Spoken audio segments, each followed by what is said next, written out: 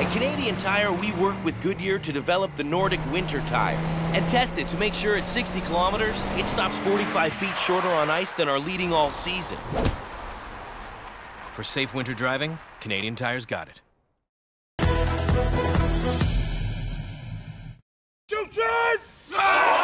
Pikemen and swords, gloomy skies, past the cameras, through the green screens to an imaginary place where the air is thick with the hoof thunder of war horses and the battle cries of victors and vanquished. Come on!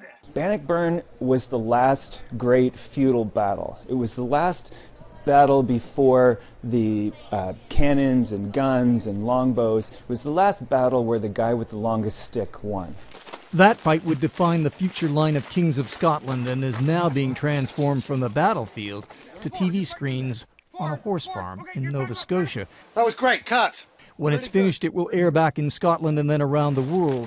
It is a story in truth and in myth that is the beating heart of Scottish pride. Robert Bruce was an outlaw, and he rejected this notion that we would meet in the field and have our knights clash. If you want this country, you come and get it. When the Scots met the English, they were few against many, but their passion and new guerrilla warcraft that choreographed pikemen to unseat mounted knights won the day. Charlie Allen heads a group of professional reenactors from Scotland, and sometimes it gets very real.